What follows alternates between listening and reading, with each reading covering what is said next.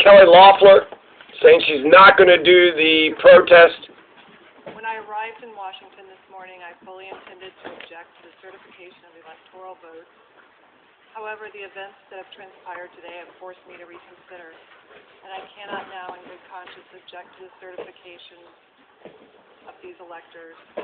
The violence, the lawlessness, and siege of the halls of Congress are abhorrent and stand as a direct attack on the very institution my objection was intended to protect, the sanctity of the American democratic process.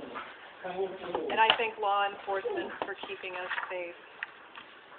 I believe that there were last-minute changes to the November 2020 election process and serious irregularities that resulted in too many Americans losing confidence not only in the integrity of our elections, but in the power of the ballot as a tool of democracy. Too many Americans are frustrated at what they see as... There was like somebody dropped something there, someone dropped the books or some shit, and the two people in suits turned around and were like, what the fuck is that? Oh shit. Chris Hedges has a story about Nixon and Kissinger feeling afraid. And that's where Chris Hedges says that the politicians and the government officials should be. When it comes to democracy versus tyranny, Thomas Jefferson says we have a democracy when the government is afraid of the people, and we have tyranny when the people is afraid of the government. We got tyranny in America. ...of an unfair system.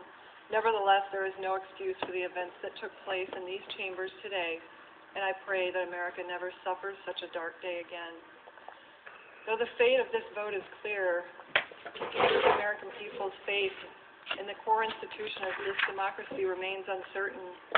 We as a body must turn our focus to protecting the integrity of our elections and restoring every American's faith that their voice and their vote matters.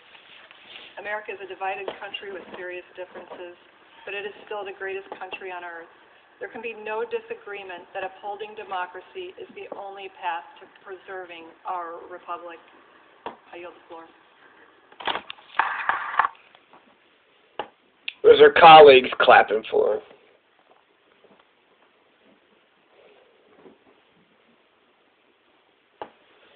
Basis in fact.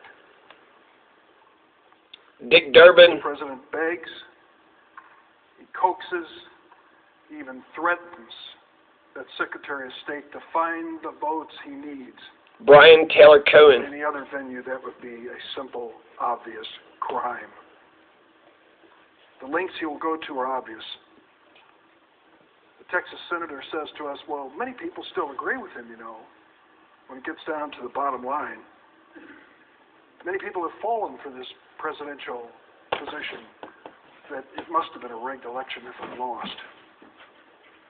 Well, I would say that after we've lost count, 57 lawsuits, 62 lawsuits, I've heard so many numbers, after 90 different judges, after this president took his case, the best he could put together, to the highest court in the land across the street, where he had personally chosen 3 justices on the Supreme Court. I say to the senator from Texas, you know much more about that court than I do. I don't believe they let that paper that he sent up there even hit the desk before they laughed it out of the Coup Stream. So I would say just Brianna Joy Graham Virgil. Your daughter and your ex. Bad Faith Podcast. Yeah, find a girlfriend who hosts a podcast.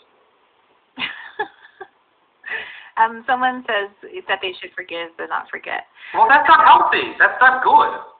I just think that 40 is not old at all. I don't know. No, it's not. My mother was widowed at 40, and, you know, she got remarried, and in retrospect has had, like, a long married life now. Like, she's about to have been, you know, with my stepfather just as long as, almost, as coming up with my father. So, I mean, like, it's just 40. Back then, I obviously was a kid, and I thought she was old, but, like, in retrospect, as I'm, like, 5 years away from 40, I realized that actually she had a lot of life ahead of her. Also, you know, I mean, we don't want to acknowledge it, but it is absolutely true. There is a gender double standard about age and dating, and if you're a 40-year-old guy, you're fine. You're right in the zone.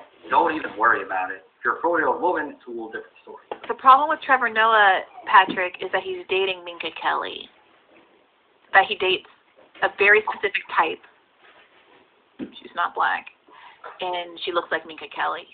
My problem is he's not funny, like at all. He's not good at his job, his fundamental job. There are pretty much hundreds of people who would be better in that That's the best job, he had to offer. in that position. No He's evidence very bad at it. of this rigged election. and Who would this you fraudulence. The senator from Texas says, we just want to create a little commission. 10 days, we're going to audit all the states, particularly the ones in contention here. And like all of us in the chamber, I'm thankful for the heroic law enforcement officers who worked feverishly to restore order so we get back to the electoral certification process. During my 29-year career as an obstetrician and gynecologist, too often I had to sit down with patients and give them a very bad diagnosis.